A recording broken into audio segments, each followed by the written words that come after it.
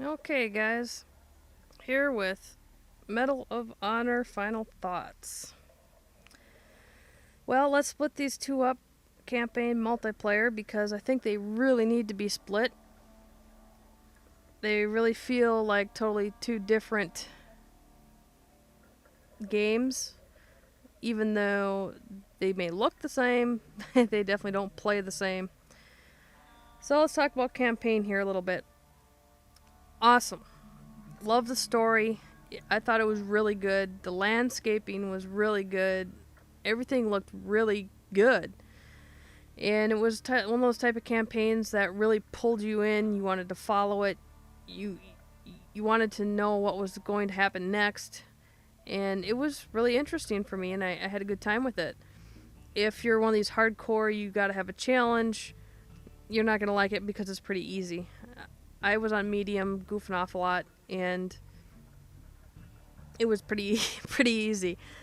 So it depends what you're gonna like. They have a tier 1 mode, and tier 1 mode is like playing the game on hard, the same missions, but there's a time limit that you're trying to beat. If you can still finish the, the mission over time, but you have to beat it under the time limit to get this ribbon medal to pass each mission. And then the problem is, yeah, there's a time limit. You kind of have the feeling you want to rush, but if you die, that's it. You have to start completely over. So if you die at the last few feet of ending that mission, you got to do the whole thing over again. So I think it's something original, different. Maybe not original, but it's different.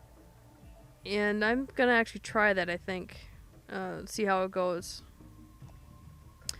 The other problem with actually the only problems with the game, that the number one thing that really bothered me was the invisible walls. Oh my god, the invisible walls that we haven't seen in decades.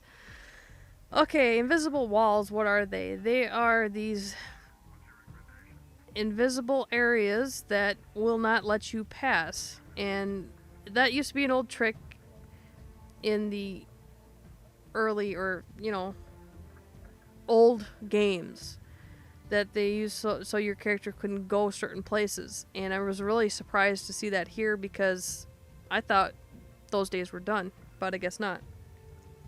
So I think that's a little bit of laziness.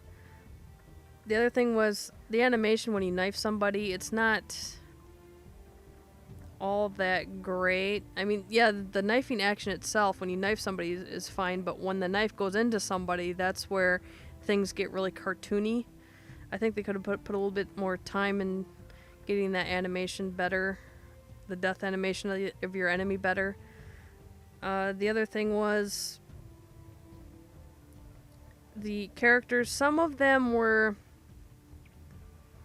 okay, but a lot of them were pretty repetitive, I guess you could say. And I think they could have spent more time on designing the characters like they did with the landscaping, because the landscaping was just beautiful. The countryside, the everything that they did, they put a lot of detail into that, and I'm kind of disappointed that they didn't do that with every aspect of the game. The sounds, of course, great.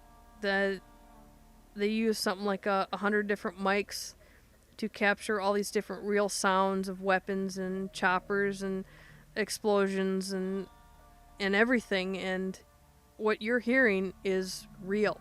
So you can't say anything for the sound there, because you can't get any more real than real. So otherwise, I think overall campaign was really good. Now, the downfall. The multiplayer. I'm going to try to get some footage. I lost my footage.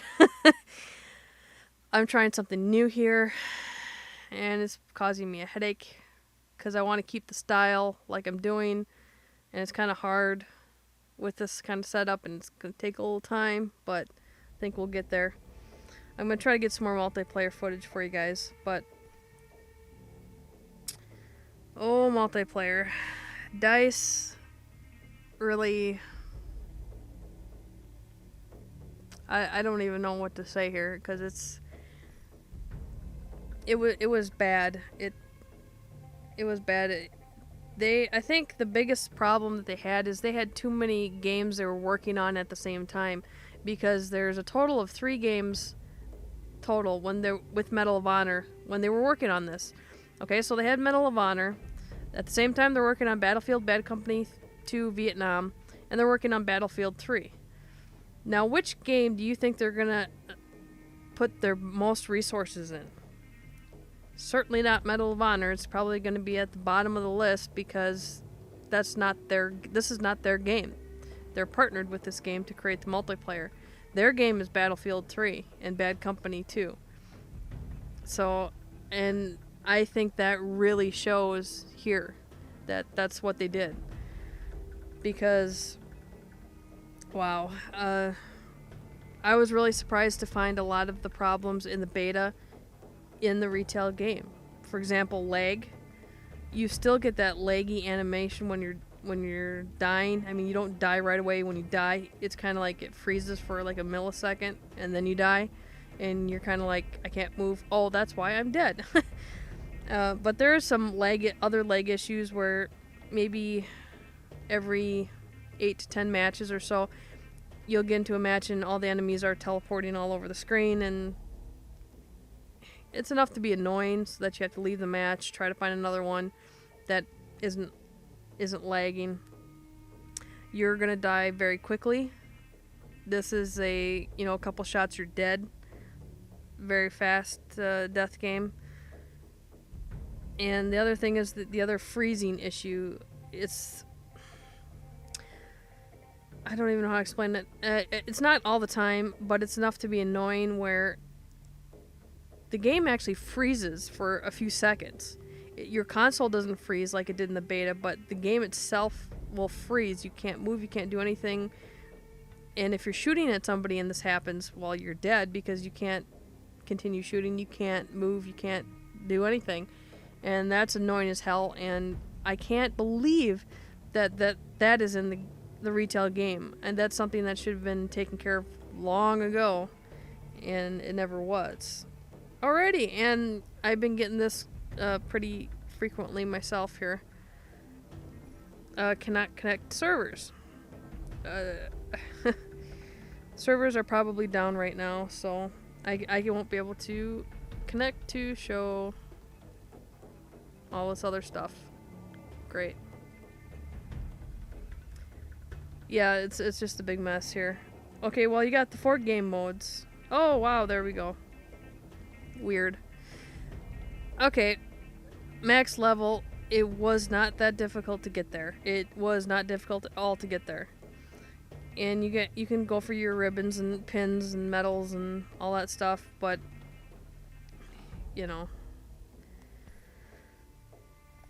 so you got your unlocked tree: rifleman, special ops, sniper. You only can choose from those 3 classes.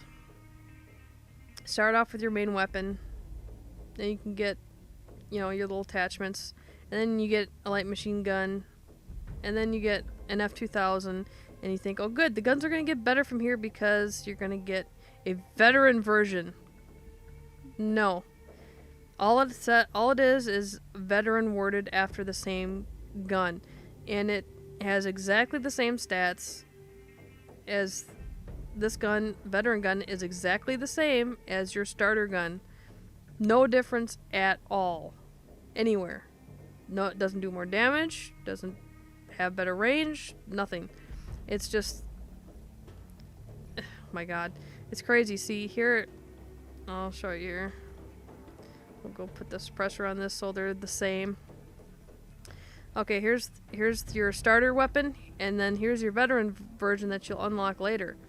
It's exactly the same. Accuracy, range, damage, rate of fire. No difference whatsoever. And it's sad. It really is. But hey. The other thing is with the VoIP, the chat. Now you can set it to friends, so only you can hear your friends and only your friends can hear you.